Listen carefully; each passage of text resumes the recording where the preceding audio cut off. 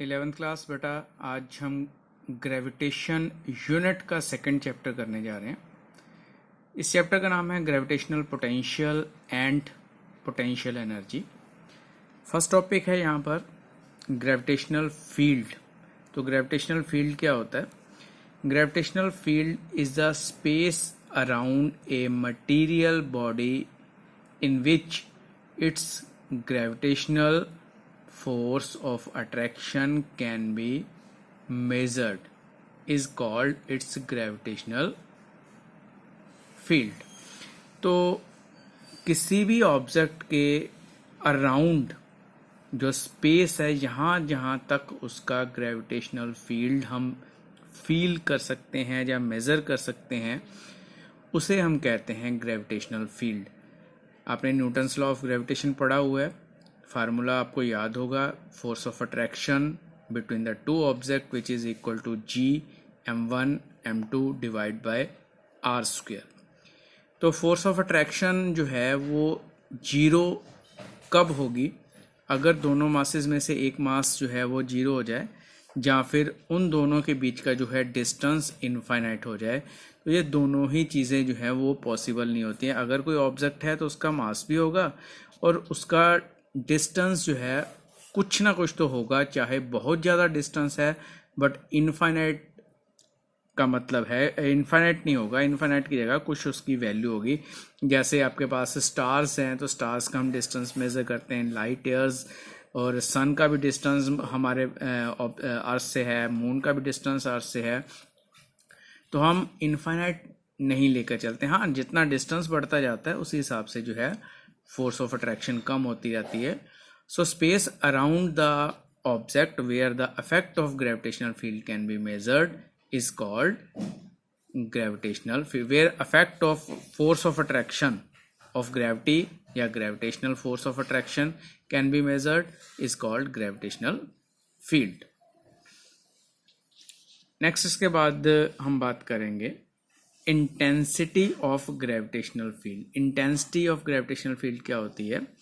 तो इसकी डेफिनेशन है, the intensity of gravitational field of a material body at any point in the field is defined as a force experienced by the unit mass. यहाँ पर एक चीज़ आपने note करनी है, force experienced by the unit mass. तो जो object जिसके ऊपर ग्रेविटेशनल फील्ड लग रहा है, वो ऑब्जेक्ट का जो मास है वो 1 यूनिट होना चाहिए, placed at the point provided that the unit मास या टेस्ट मास भी बोलेंगे उसको, itself does not produce any change in the field of the body. तो जो आपके पास ऑब्जेक्ट है जिसके ऊपर आप ग्रेविटेशनल फील्ड चेक कर रहे हो, वो अपनी तरफ से ग्रेविटेशनल फील्ड के ऊपर कोई भी इफेक्ट नहीं कर रहा हो, तो इस चीज़ का भी यहाँ पर एक कंडीशन लगाई हुई है।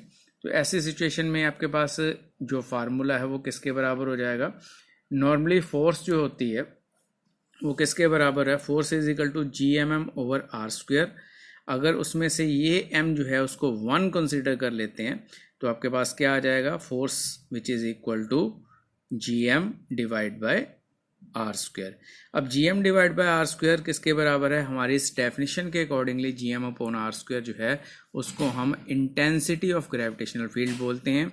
और हम पिछले चैप्टर को अगर आप नोटिस करते हो तो उस हिसाब से G M over R square which is equal to small g. Small g क्या चीज़ है? Acceleration due to gravity.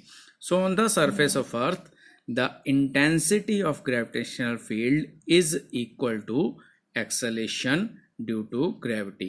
तो जितनी अर्थ के ऊपर एक्सेलेरेशन ड्यू टू ग्रेविटी है उसी के बराबर इंटेंसिटी ऑफ ग्रेविटेशनल फील्ड भी होगी।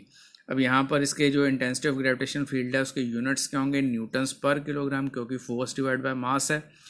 या फिर CGS यूनिट क्या हो जाएंगे? डाइन पर ग्राम। तो ये इस तरह से आपने इस डेफिनेशन को याद रखना है।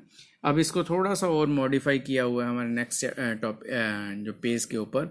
हमने क्या किया? G M over R square है, यहाँ पर m की value 4/3 pi R cube rho जो है वो यहाँ पर वैल्यू पुट की है। तो यहाँ से इस फार्मूले में थोड़ी सी मॉडिफिकेशन आ गई है, बट बेसिकली जो फार्मूला है वो सेम ही है। G M over R square लिख सकते हो या फिर आप ये वाला फार्मूला यूज़ कर सकते हो, आपकी अपनी मर्जी है। या न्यूमेरिकल में जो गिवन क्वांटिटीज़ हैं उसके ऊपर डिपेंड करता है, तो आपने उसी हिसाब से इस फार्मूले को यूज़ करना है। तो याद रखना है आपने, intensity of gravitational field which is equal to acceleration due to gravity. तो आज बेटा आपने इतना ही करना है, इसके बाद हम कल नेक्स्ट टॉपिक इसके बाद करेंगे।